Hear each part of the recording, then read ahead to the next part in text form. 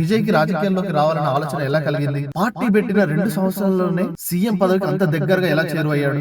DMK, అన్నా DMK లాంటి అగ్రమైన పార్టీలు అంటే బలమైన పార్టీలను టచ్ చేయాలన్న ఆలోచన ఎలా కలిగింది? అంటే ఇండివిజువల్ గా సోలోగా రావాలన్న ఆలోచన ఎలా కలిగింది విజయ్కి? అసలు ఒంటరిగా పోటీ చేసి గెలుస్తానన్న ధైర్యం ఎక్కడిది? అసలు సీఎం కావాలంటే అతని వ్యూహం ఏంటి? సో ఇలాంటి ఎన్నో ప్రశ్నలకి మనం సింపుల్ వేలాగా సమాధానం తెలుసుకుందాము. ఓకే, సో వీడియోలోకి వెళ్ళిపోదాం. తమిళనాడు పాలిటిక్స్ గత 2 రోజుల నుంచి ఫుల్ హాట్ టాపిక్ గా మారిపోయింది. నిన్నైతే టోటల్ గా విజయ్ విజయ్ విజయ్ ఎక్కడ చూడండి, ఏ సోషల్ మీడియా చూడండి, ఎక్కడైనా సరే ఆల్ న్యూస్ ఛానల్స్, ఎక్కడ దేశంలో ఇంకా ఎన్ని ఇష్యూస్ అయినా కానీ అన్ని పక్కన పెట్టి మొత్తం దేశం అంతా ఒక వైపుగా తమిళనాడు వైపు చూడడం జరిగింది. అదే తలపతి విజయ్ తమిళనాడు ఎలక్షన్స్ గురించి. పేరులోనే విజయ్, ప్రయాణం మొత్తం ఒక చరిత్ర. సినిమా హీరోగా మొదలై ప్రజా నాయకుడిగా ఎదిగిన ఒక కథ.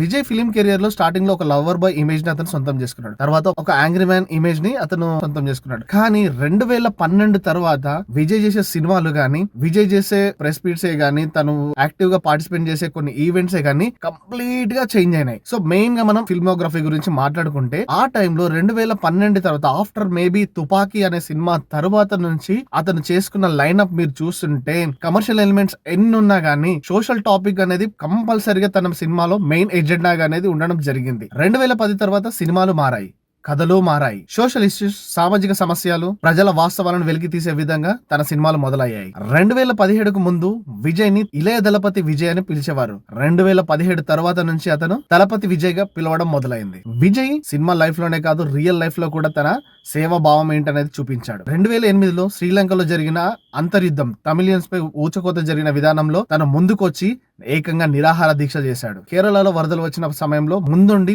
అతను ఆర్థిక సహాయాలు చేశాడు. ఇదే కాకుండా మంచిగా చదువుకున్న విద్యార్థులకు అతను విద్యా సహాయం కూడా చేశాడు. ఇది విజయ్ ఎలాంటి వాడు అనేది అతని మనసును చూపించే విషయాలు. రాజకీయాలకు దూరంగా ఉంటూ ప్రజలకు సేవ చేయాలనే మార్గం అప్పటి నుంచే మొదలైంది. 2009లో మక్కల్ ఏకవన్ అనే సంస్థను స్థాపించి ఆ సంస్థ ద్వారా అనేక సామాజికమైన కార్యక్రమాలను అతను చేపట్టడం జరిగింది. ఇదే అతని మొదటి అడుగు. అయితే ఇక్కడ మనం గమనించిన పాయింట్ ఏంటంటే, అసలు విజయ్ రాజకీయాల్లోకి ఎందుకు వచ్చాడు? విజయ్ కి సేవను మరింత పెద్ద స్థాయిలో చేయాలంటే రాజకీయాలు ఒకటే మార్గం అని అప్పుడే అతనికి తట్టింది. అక్కడ పడిన బీజం 2024 ఫిబ్రవరి 2న టీవీకే పార్టీని విజయ్ స్థాపించాడు. ఆ రోజు నుంచి విజయ్ పార్టీ పెట్టిన ఆ క్షణం నుంచి ప్రజల మద్దతు ఒక అలలలా ఎగిసిపడిన ఒక అలలలాగా మొదలైంది. ఇంకోటి మరి ముఖ్యంగా గమనించాలి అంటే, పార్టీ పెట్టిన కొన్ని రోజుల్లోనే సీఎం వరకు రీచ్ అయ్యండి అంటే ఇది మామూలైన విషయం కాదు. ఎన్టీఆర్ తర్వాత సీఎం గా ప్రమాణ స్వీకారం చేసిన ఎన్టీఆర్ తర్వాత విజయ్ కి ఆ ఘనత దక్కింది. డిఎంకే, అన్నా డిఎంకే పార్టీ మెంబర్స్ ఎన్నిసార్లు విజయ్ ని పర్సనల్ గా అటాక్ చేసినా మాత్రం తను ఏ రోజు కూడా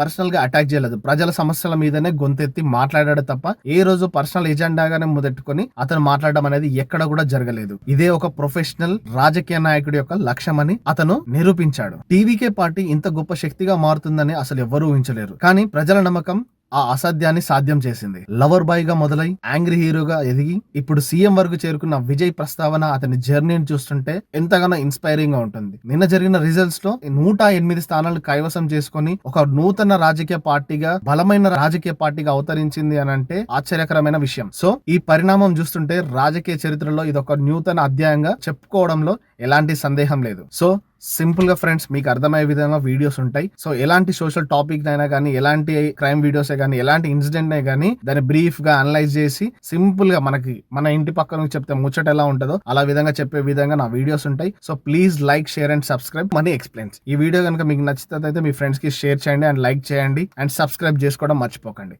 థ్యాంక్ యూ.